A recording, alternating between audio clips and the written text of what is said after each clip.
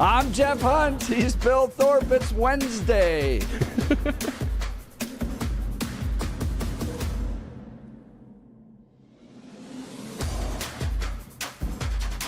Someday we got to do Peter Boyle's thing and have the off-air conversations be the on-air conversations. Yeah, right. We were just yeah, because some of the off-air conversations are fun. Yeah. Oh boy. Boy. Somebody posted an AI-generated video or picture of Candace Owens, and she's very old at this point. And it says, on episode 200 of The Bride of Charlie, we finally cracked the case wide open as we dive into Erica Kirk's cousin, that's good. The master criminal who once stole a salt shaker from the Cracker Barrel. That is so good, because there's an AI thing that before that goes on about how Hulk Hogan in professional wrestling never wanted to really drop the title to anybody, and so it's like really, really old Hulk Hogan, and this is a couple of years ago. It's like, no, brother, I promise, just another good run, and then I'll drop it to you. And the kids, but when do I get the title? Yeah, kind of a thing, same thing. I love that. There you go. Having fun today at 710 KNUS in Denver. And on AM 1460, FM 101.1, The Answer in Colorado Springs. All along the Front Range. This is the Jeff and Bill Show, where you get both sides. We were talking the Texas primary. A lot of intrigue from progressives on James Tallarico going, he's a seminarian. He's a man of faith. And look, he's saying, I don't want the Ten Commandments in the classrooms. I want a separation of church and state. And me pointing out the hypocrisy of lauding a man for bringing his values into politics and criticizing people for bringing their values into politics. And then Billy saying the hypocrisy of wanting to put the Ten Commandments up on the wall and then voting for politicians who don't follow the Ten Commandments. Yeah, who have a side chick that he pays for. Yeah, that's a weird one. There's hypocrisy all around. It's almost like all have sinned and fallen short of the glory of God. Absolutely. I just don't think all of them should be running the country. Touche. All right. This is why this is fun. Look, and Billy bringing so much fun. His values into the voting booth. Look at that. Yeah, I just want more snakes. But wait, we have enough snakes in the voting already, so I'm already self-served. Let's go to the phone lines. Frank in Evergreen. Good morning. Frank, you're on with Jeff and Bill. Morning. Hey, good morning. Like Tony often says, I want to bring some facts into the conversation. Fact number one, Tallarico is pro-killing babies as they exit the womb and carving them up and selling them for profit. Yeah. Any Christian who would vote for that is sick. I'm sorry, well, a human, but any Christian is. I question their faith. Is that in his official planks, or that he says yes we need to? No, okay. He says yes we need to carve up the babies. Okay, cool. I'll look for that on the website. Carve up babies, sell them for profit. That's what they do, and that's what Trump shut down. But I asked you if it was on his planks in his campaigns, and you said yes. So I will check. I appreciate that. I didn't know. I haven't looked. So the thing, Billy, is that as far as Christians go, like I know you're pro-killing babies too, and you say you should be able to disagree with the Catholic Church. You should be able to disagree with the Catholic Church. Big difference in disagreeing about what time Mass is on Sunday morning and killing babies. Big difference. So, this guy is just another socialist, progressive baby killer. And if he gets elected in Texas, I would be amazed. Yeah, here's the thing, Frank, for me, I'm willing to let the mother make the choice. That's it. It's not that I'm pro-killing babies, despite how you particularly frame it. I know it works better for you. That's not my position. I am not in favor of abortion, but I am in favor of... You wouldn't kill them.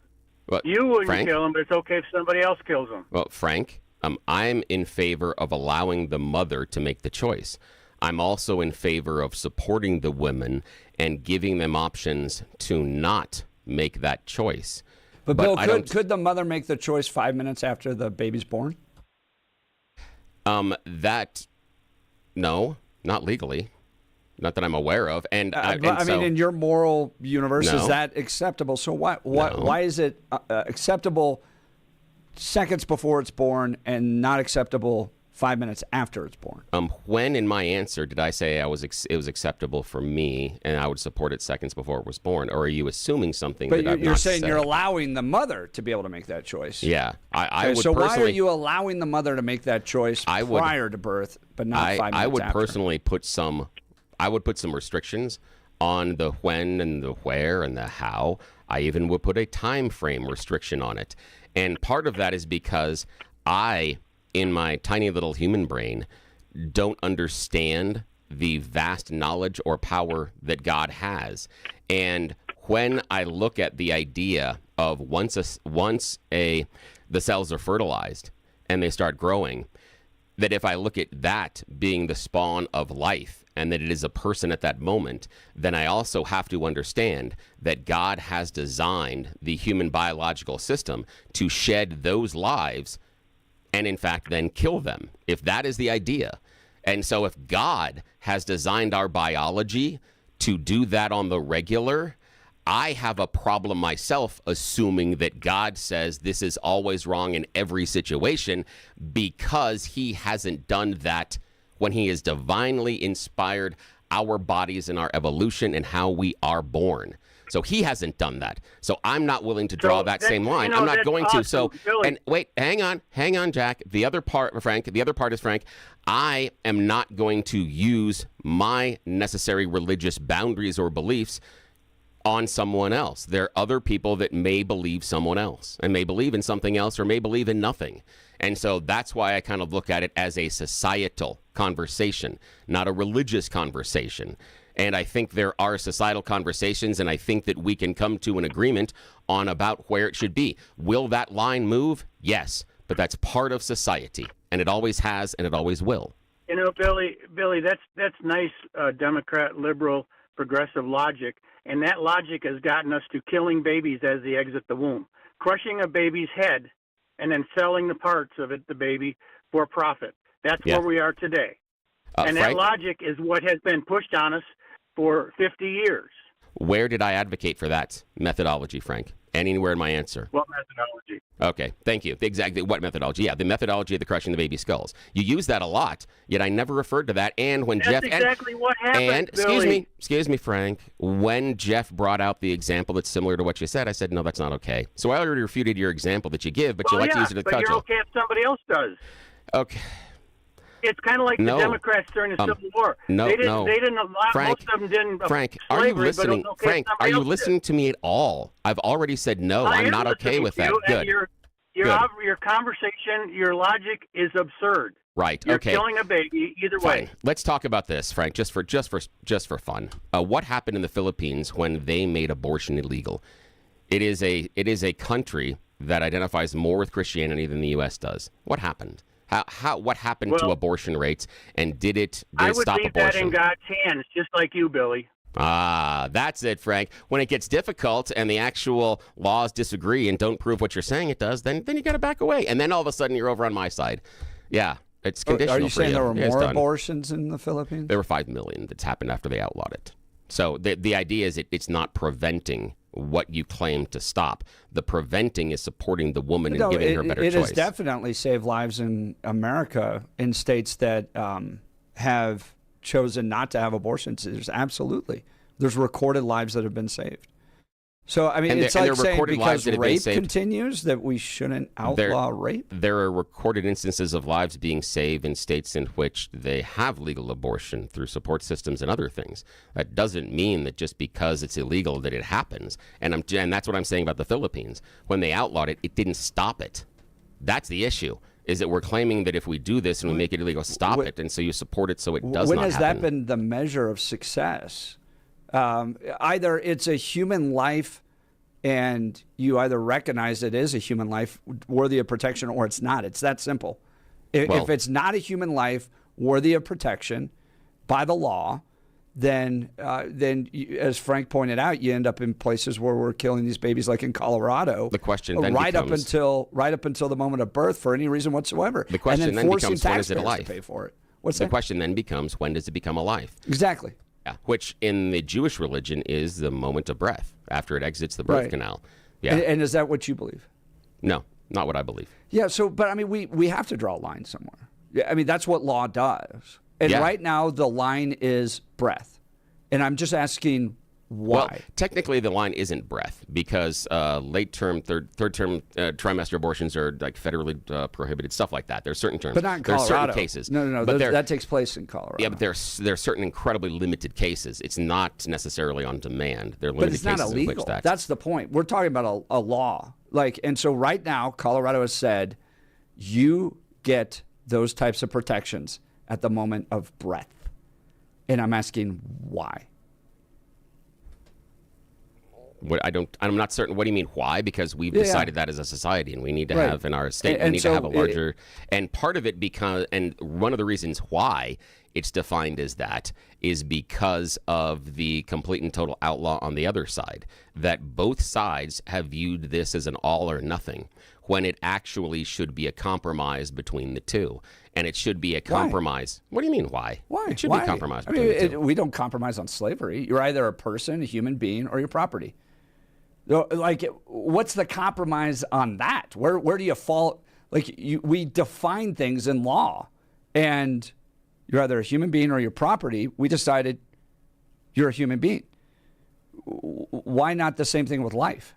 Well, then does a woman that is pregnant get to vote twice if it's a human life? I mean, when does it? If they're holding, or if I hold embryos, get to vote twice when the child's outside the womb. Well, if I hold an It is a embryo, life. if I have an embryo and I keep it in cryogenic stasis for 18 years, do I then get to vote for it? That can be done and is done right now. We have embryos that are older than 18 years. The people that are in possession of them, do they get to vote? Can they vote for those embryos? If it's a person, can they then vote? I feel like embryos? you're trying to distract from the question of when life begins by trying to come up with ancillary debates. Oh, no. What I'm doing is I'm defining how difficult it is to actually find a definition, and that we have to have a conversation about it, because the moment of conception is problematic based on God's design of the human body. Because a embryo that's been frozen for 18 years might have the right to vote, but no, I mean, that's not what I said. That's the reason. No, that's not what I said. The rest of my sentence was because of how God has designed our human biology. It's problematic to say it begins at conception because of how God designed our bodies. I don't think it's that problematic. Well, then God kills babies. Because the only problem you've shown me is that a frozen embryo. No. Are we defining it as being 18 years old because it sat there and Nope, that's cryogenics? No, you're on the wrong thing. Remember that our biology, the way that God has designed it, is that the female biological system oftentimes sheds fertilized embryos. Right. Yeah, and that would be killing them, right? No. Why not? But isn't it? But the spark of life. Don't you understand the difference between intent and accident? So, for instance, if your heart stops beating because you have a heart attack, it's not the same as murder. But God designed the human body to do that, right? And God designed your human body to have a heart attack? God designed our systems to fail at times, and Right. But that's not the hang same on a as sec, murder. Wait, hold on. If He designed the human body to not hang on to each and every one of those lives, what is He telling us? The human body doesn't hang on to every fertilized egg. We all die, right? Yeah. It's the same. But Yeah. Bill, So- you're missing the entire point No, of see, intent you're missing the here. point. The No, you're point missing the is point. there's a difference between a body that where the child dies as a result of a I'm forgetting the term right now. Stillbirth, right? A stillbirth versus murdering the child is the same difference between having a heart attack and shooting somebody in the face. All right, we'll get to I this disagree. debate Not the more. same thing. We're already at 13. They're not the same thing. All right. Now Because if God is omniscient and omnipotent, then that would be designed to do that. And He would design you to have a heart attack in a certain way. That's the idea. He calls you home. If He has control over that and there's happening, a then He has difference control in of the law babies between losing. me having a heart attack and somebody shooting me. All right, now we got to get to the news with Blake Olson.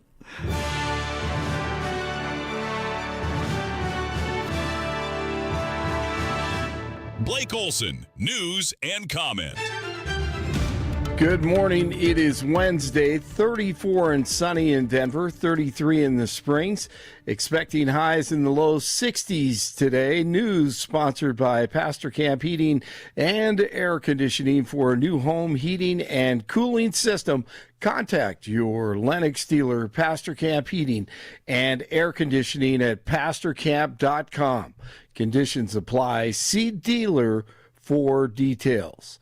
Our top story. It's with profound sadness and gratitude that I share the names of 4 of our 6 fallen heroes, all from the 103rd Sustainment Command, U.S. Army Reserves out of Des Moines, Iowa. General Dan Kane at the Pentagon last hour. Captain Cody Cork, Sergeant First Class Noah Tegens, Sergeant First Class Nicole Amore, and Sergeant Declan Cody. To the families of our fallen, we grieve with you today, and we look forward to welcoming your family members home at Dover in the coming days. Press briefing this morning with Kane and Pete Hegseth, all 4 heroes in the U.S. Army Reserve. They were based out of Iowa, as you just heard. 2 soldiers have yet to be identified. U.S. Central Command says more than 50,000 troops, 200 fighter jets, and 2 aircraft carriers are currently involved in the operations in the Middle East.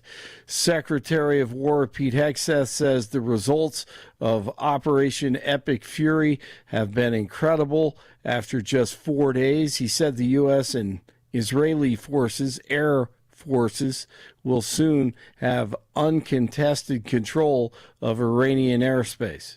It means we will fly all day, all night, day and night, finding, fixing, and finishing the missiles and defense industrial base of the Iranian military. Hegseth said the U.S. can sustain this fight as long as needed. Secretary of State Rubio has said around 9,000 Americans in the region have been able to leave already, while many others are still looking to get out. Former Colonel Douglas McGregor disagrees with the Pentagon. China and Russia are sitting on the sidelines monitoring everything. They're in close touch with the government. They're providing satellite intelligence, which accounts for some of the tremendous successes, particularly in Israel and our U.S. bases. All of our bases have been destroyed. Our harbor installations are destroyed. We're actually having to fall back on India and Indian ports, which are less than ideal. That's what the Navy says. And I think Iran, much to our disappointment, is faring very, very well.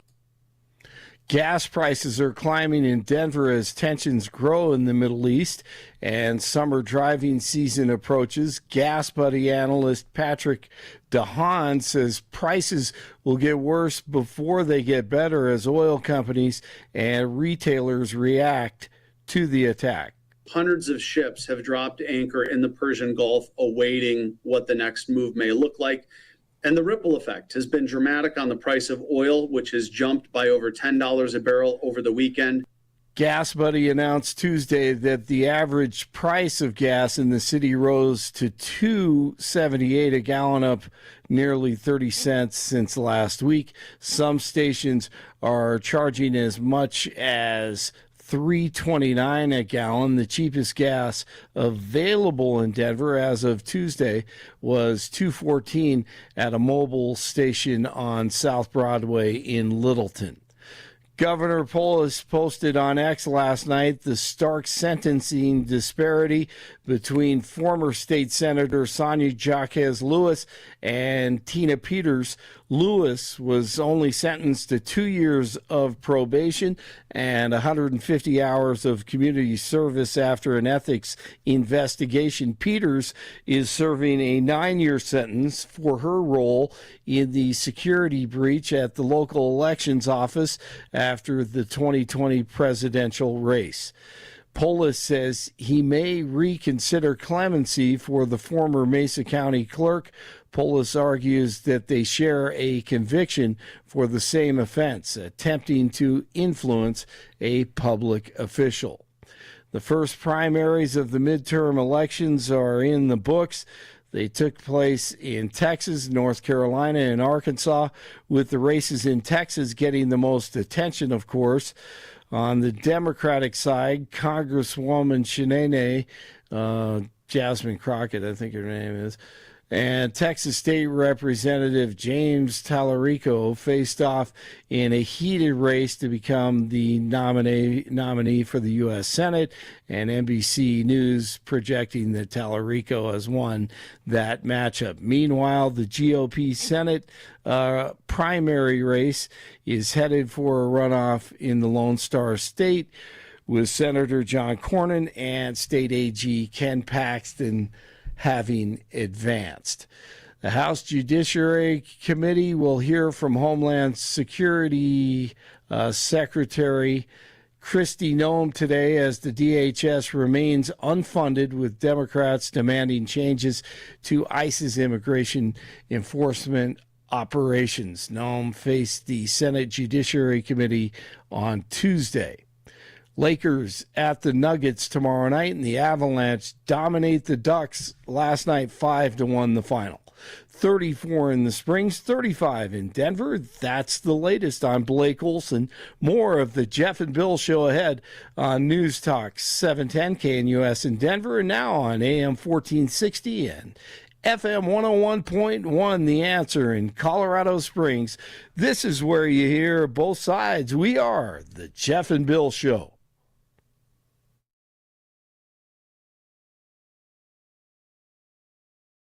A Pacific cold front rolling through the region is going to bring some cooler, cloudier weather to the Front Range and even a little bit of shower activity, especially for the Denver area today. A little bit less in the way of shower activity south to Colorado Springs, but all of the I-25 corridor can expect cooler temperatures, more in the way of clouds, and a few showers around through evening. Temperatures will be cooler. Upper 40s to lower 50s today, lows tonight in the lower 30s. Now, for Wednesday and a good part of Thursday, temperatures rebound back to mild spring weather. Daytime temperatures will go right back into the 60s. Thursday night, rain and snow showers late, a better chance of rain and snow with a secondary storm system, this one stronger and colder. So rain and snow chances will be going up along the Front Range for Friday into Friday evening, starting as early as Thursday night. Meteorologist Don Day in the 710 KNUS Weather Center.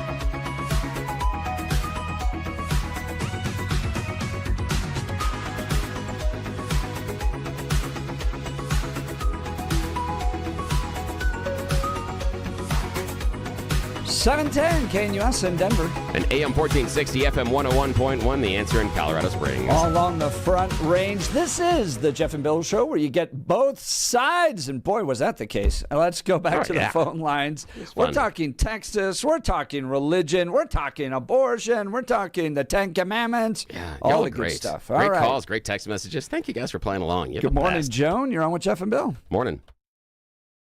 Good morning. I called because Bill often says persuadable voters, and I was looking at this Texas race, and nobody's talking about how Wesley Hunt took 12% of that primary. And I think, quite frankly, that I've met Wesley Hunt. I think, Jeff, you've met Wesley, haven't you? And I think that he, a good percentage of those people will probably go for Paxton for a lot of different reasons. I think what are those reasons? What do you think the reasons are? I'm just curious, because what I'm curious about is if they liked Paxton a lot, why not choose him now? Because I have no indication that Hunt was ever even close to being able to win. So if you really wanted Paxton, why not vote for him to make sure he beats Cornyn? I'm just curious about how you're coming to that conclusion, because I mean, there could be a split between the two. Could be. You know, it goes into the science of what happens when you keep adding people to primaries. Right now, there's a primary up in Weld County with the Democrats, and they have, I believe, 4 candidates for CD 4 to run against Lauren Boebert. And they're having a huge fight over one of the candidates because one of the candidates changed her affiliation from Democrat to Republican less than a year, one day less than a year ago. And so it's a violation of election laws, and they don't want her to be able to run because the more people you get into a primary race, the more diluted things get.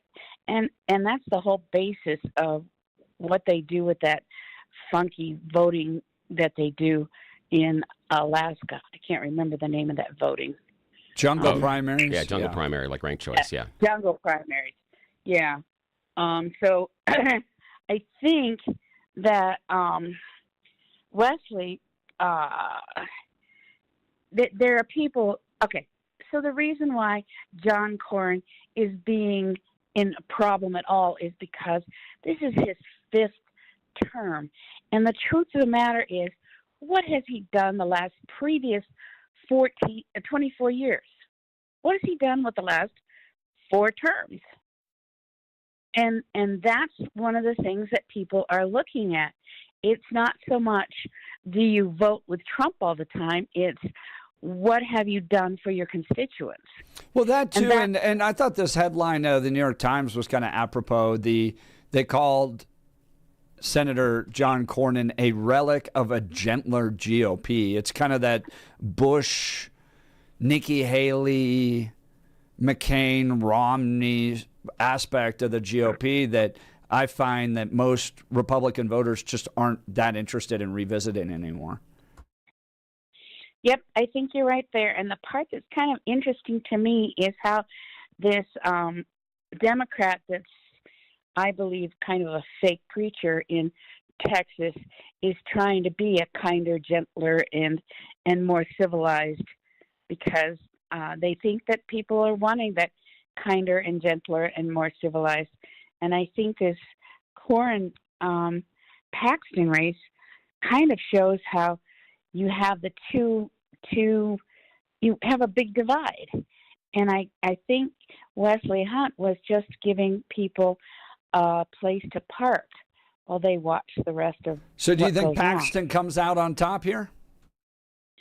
I believe Paxton comes out on top. Yeah, I do too. That's my sense. Joan, I think Lakewood, that's hilarious. So, Joan, it. I got a question though before Joan goes, and I think that's hilarious that the philanderer in the state that puts the 10 Commandments on the wall is going to be the guy that most of the voters choose. But I would go away from that for a second, Joan. What I want to talk about, and I want to ask Jeff about this as well, and I didn't prep Jeff on this at all. This is just kind of an idea that popped into my head during your conversation here, Joan, and I hope you can follow with me on this. If Ken Paxton comes out being the winner inside of that runoff. Oh, side note, sorry, because I'm not linear. In the runoff election inside of Texas, I took a quick glance at the rules. Something that's important is in the runoff, you can only vote in the Republican runoff if you voted in the Republican primary. There was a Democrat strategist that I saw late yesterday. This is what I'm bringing it up. And he said that Cornyn was going to have a little bit of problem because he pulls about 12% in the usual elections from unaffiliated and or, squishy Dems. And he said those people are going to pull, according to their numbers that they saw yesterday, those people pulled Democrat primary ballots. So the strategist was saying, given what Cornyn pulls in the general, he's already looking at a deficit, and the strategist was saying it was going to be hard for him to beat Paxton because of this.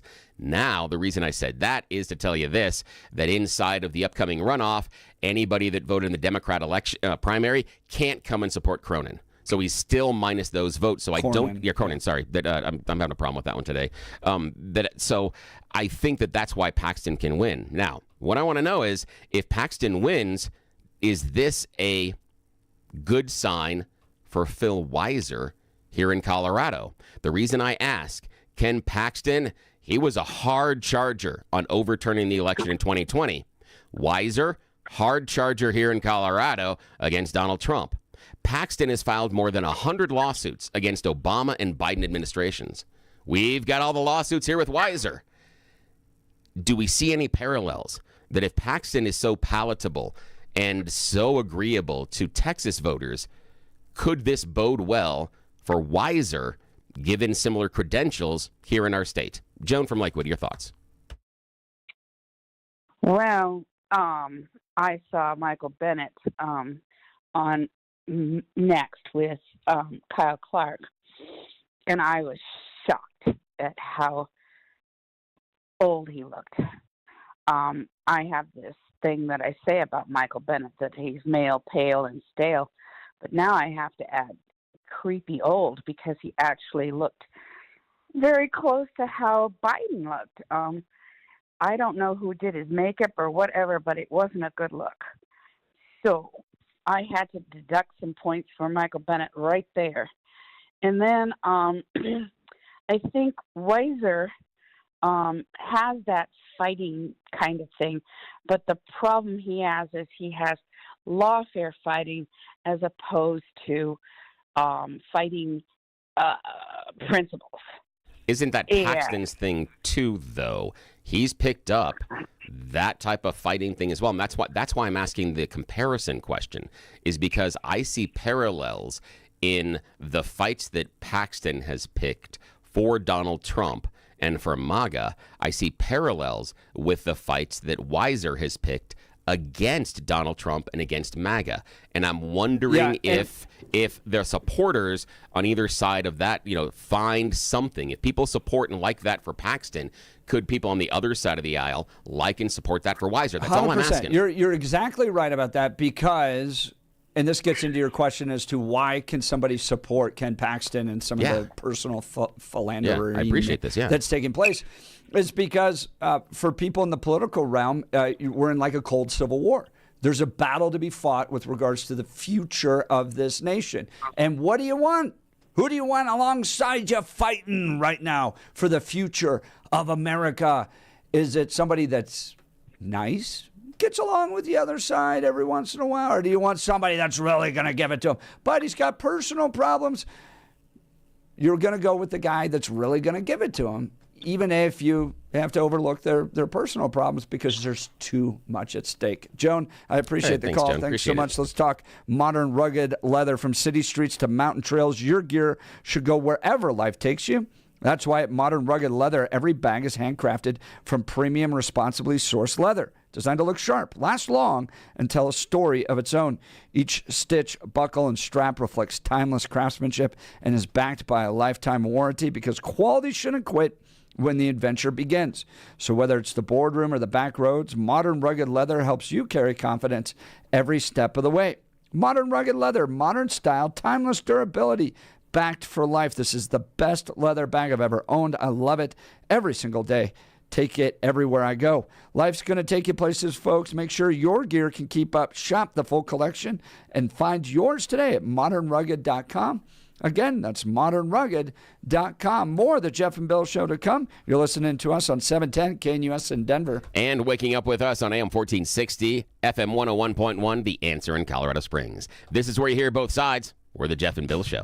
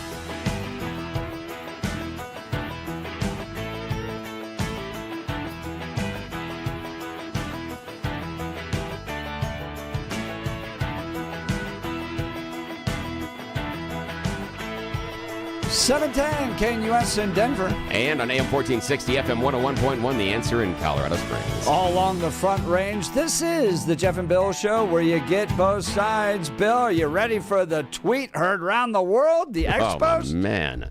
Yeah, I love, okay, I got to give a shout out to my buddy across the glass here, because it was beautiful this morning that he said, how cool is it to have a job like Governor Polis where you can just tweet something late at night and everybody else goes, blah, while you just go happily to bed. You have a little warm milky, maybe a cookie, and then sleepy time. Yeah, I love that job. This was yesterday evening. The governor of Colorado, last week, former state senator Sonia Jaquez Lewis, was sentenced to probation and community service after being convicted of 4 felonies, including attempting to influence a public official. She made a horrible mistake, and she was wrong. I hope she learns from this and can rebuild her life. As someone who has known Sonia as a friend for many years, on a personal level, I was glad to hear she isn't going to prison, which is a hard place for anyone, no less a retired 68-year-old pharmacist. But it is not lost on me that she was convicted of the exact same felony charge as Tina Peters, attempting to influence a public official. And yet, Tina Peters, as a nonviolent first-time offender, got a 9-year sentence. Justice in Colorado and America needs to be applied evenly. You never know when you might need to depend on the rule of law. This is the context I am using as I consider cases like this which is why I have extended the deadline for clemency applications until April 3rd. I will be making a decision on these cases throughout the remainder of my governorship, which will end in January of next year. Folks, this right here is Jared Polis giving you a very clear preview as to his justification for the clemency he will provide to Tina Peters. That is coming right there for you to see. Yeah, it's coming. It's coming, even though I disagree with some of his reasoning, unsurprisingly, on this one, because they were convicted of similar charges, but not the same number of charges or the same types of charges. So that's where I kind of digress. But I understand why Governor Polis is doing it, because you're absolutely right. He's laying the groundwork for clemency. The question is, when does it happen? And I think that's important because he has to do it before he leaves office. But you also have to figure out when it will do either the most or the least damage to the election cycle. And you've got to figure out your intent if you're in Polis's office first on that one, because you got to do it before you leave. And you got to do it based on maximum impact, one way or the other. You have to be strategic about it. So what do you pick? And I think that will be insightful as well. The when he does this will tell us just as much as his why right now. Jared Polis is picking up on a really important issue right now. And I appreciate that if you are in one party in Colorado and you commit a crime, it's a slap on the wrist. It's a little bit of probation. Oh, please don't do that. Please don't drive drunk again, whatever it might be. It's pretty much a do better next time type of mentality. If you are an opponent of the regime, not just Tina Peters, but let's look at Jack Phillips. Let's look at counselors. Let's look at website designers, whatever it might be that you oppose in the regime that's currently taking place. Oh, no. The full weight of the justice system must come down on you, and we stand on principle. And Jared Polis picking up on the fact that this disparity in Colorado exists. And I said from the beginning that even if you believe that Tina Peters did something wrong, the 9-year sentence was so over the top when we're allowing child rapists out on probation. The only way you can justify that is through the lens of a political sentencing. There's no way to justify 9 years in the same state that lets child rapists out on probation. And so Jared Polis is picking up on this problem. He should let Tina Peters out today. She's 70 years old, nonviolent, dealing with having to live in jail and all this stuff. It should have been probation all along.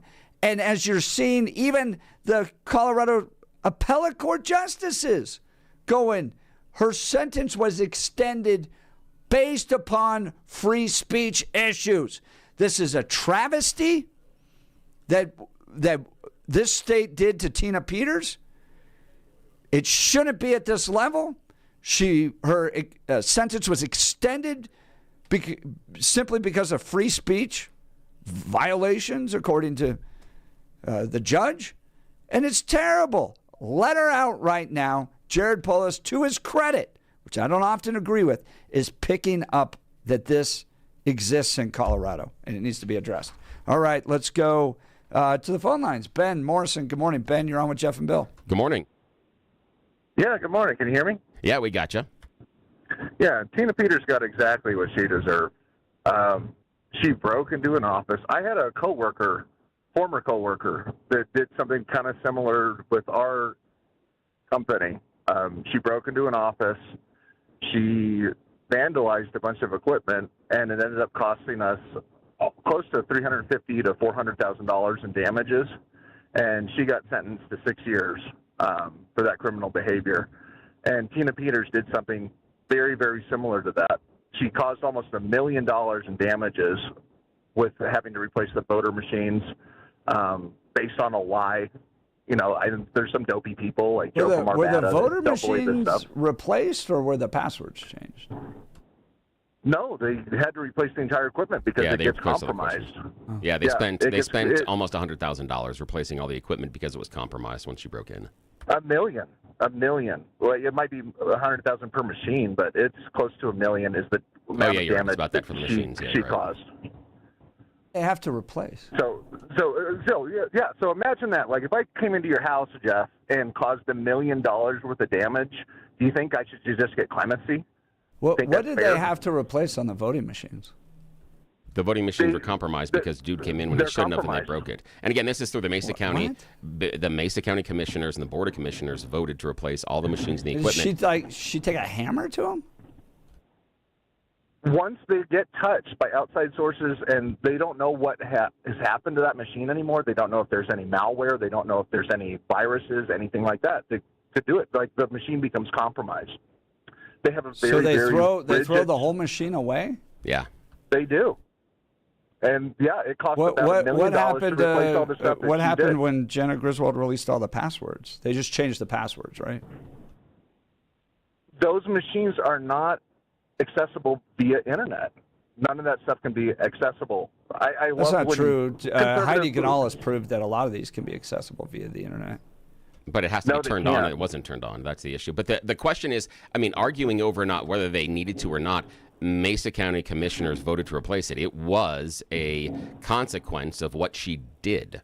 And the question I would have is, anybody that is worried about election integrity, if one of the machines was broken into in the county, do the election integrity people think that all the machines now are safe and secure? Chances are the people that saw the machine broken into, for whatever the reason, that violates the safety and security and integrity of the election. So either way, the county decided to replace it based on a result of her actions. That's it. Yeah, so they did. There is a financial cost to it, whether we agree on they should have or they shouldn't have. Yeah, so the lady that broke into our office got 6 years. She got jailed for that amount of time. I don't think it's unreasonable that Tina Peters got something more. And more than anything, she hasn't shown any remorse at all. She doesn't accept that she did anything wrong, which she clearly did. And I know there's some bozos, some of the beta male MAGA boys that think that she's, this priest, but she's not. She's a criminal. Yeah, but it's not just them. The appellate court judges here in Colorado, mostly appointed by progressive governors, have said that her sentencing length seems to be a violation of her free speech rights. What free speech rights? She's stolen identity. That the judge specifically said, because of her words that she used during the during the trial and during the sentencing portion that she was going to get a harsher penalty. And, that's not the MAGA boys. Those are appellate judges. And, in fact, it seems like they're leaning that they're at least going to reduce her sentence because of that. If you don't show any remorse after you've committed pretty flagrant crimes like that, yeah, your sentence is going to be a little bit harsher. You know, if you say, I'm sorry, I shouldn't have done that, like that gives a little bit more leeway and a little more circumstance, like when you're in court. Sorry, but yeah, if she's a bozo and says, like, everything I did was correct, when she clearly did not. She clearly committed flagrant crimes. Like, what's hard to understand about that she got a harsher sentence because she would not show any remorse? Is that complicated? You don't understand it's more than just not showing remorse. I could go back to what the appellate court judges said, but it seems to be tied to her speech directly, her words directly. And if you're going to increase somebody's sentences because you don't like the words they're saying, that's a violation of their free speech rights. Well, what's the free speech here? She's lying to the American public that Donald Trump won the election? That after something that's been refuted over and over and over again, she's promoting lies. So that should give her some leniency, that she's not very intelligent and is promoting BS? Is that your argument? I don't know. I'm going to have to look up. I have to go back and find this. But it's before the appeals court right now. We covered it on the show. I just got to find out what the argument was. Now, the problem that I've got with some of the rationale behind Polis, I go less to the free speech. I go to the compare and contrast because Sonia Jacques Lewis, she did get sentenced for 4 felonies. Tina got 7. The 4 felonies was 1 count of attempting to influence a public servant and then 3 counts of forgery, where Tina has got 3 counts of attempting to influence a public servant and then a felony count of conspiracy to commit criminal impersonation. And then she gets into official misconduct, and these are misdemeanors, violation of duty of elections, misdemeanor failure to comply as Secretary of State. And then she was also charged with identity theft and criminal impersonation, but she was found not guilty on those.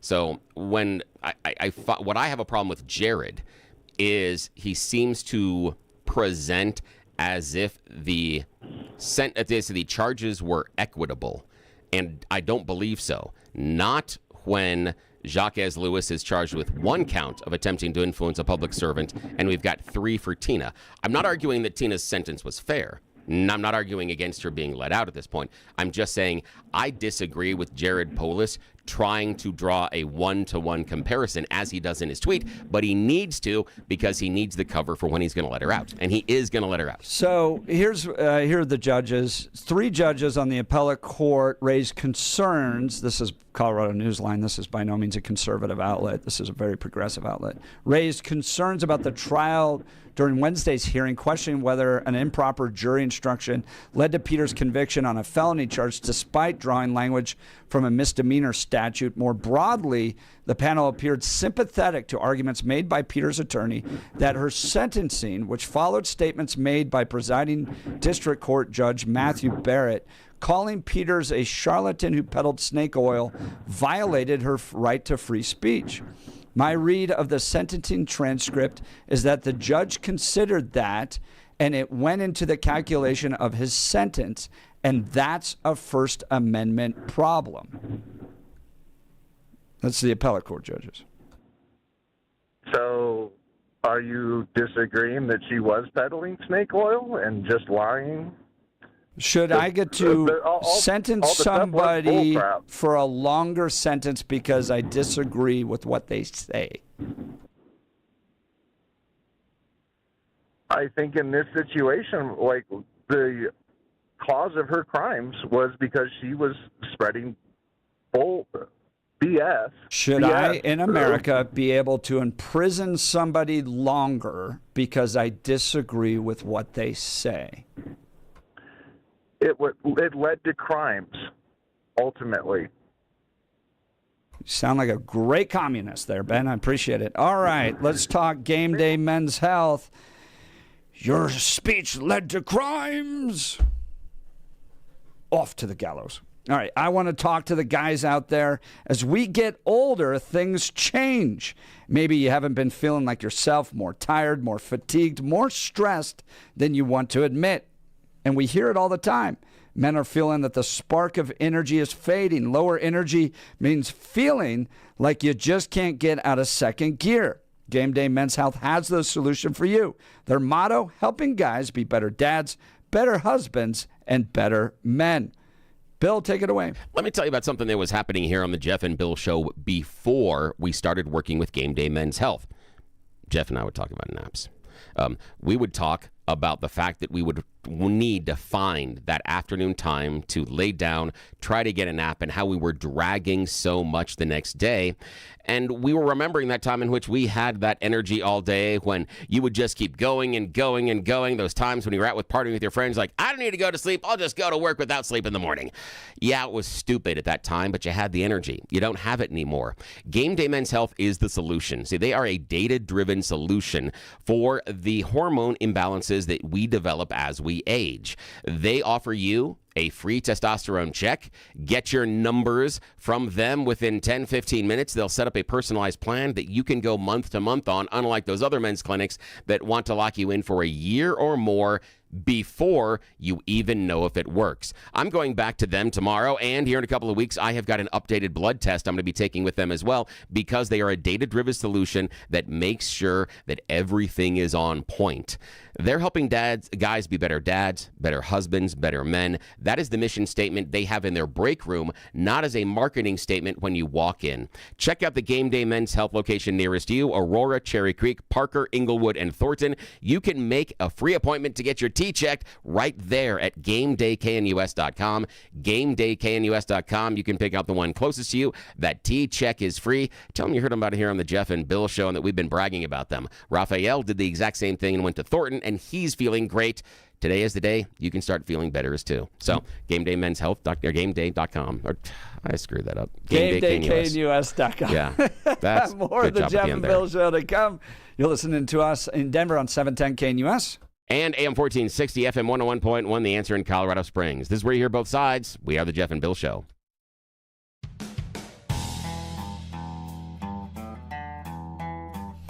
We'll be back into the next hour with more phone calls, more text, and lots coming up. Billy and I get into it. And Ben, I do appreciate it. I know we got a little heated there, but thank you, Ben, for the call. It's always fun. We'll cover this. If you want to jump in on the conversation, is Jared Polis going to let Tina Peters out? Do you see the clemency coming? I do. This is what politicians do. This is what you call a trial balloon, people. It just floats out there. They want to see how the whole world's reacting. And the weak sentencing of a Democrat state senator on the exact same crime, trying to influence a public official, is going to be the justification he uses for letting Tina Peters out. More to come. Jeff and Bill, 710 KNUS in Denver. And on The Answer in Colorado Springs, FM 101.1 and AM 1460.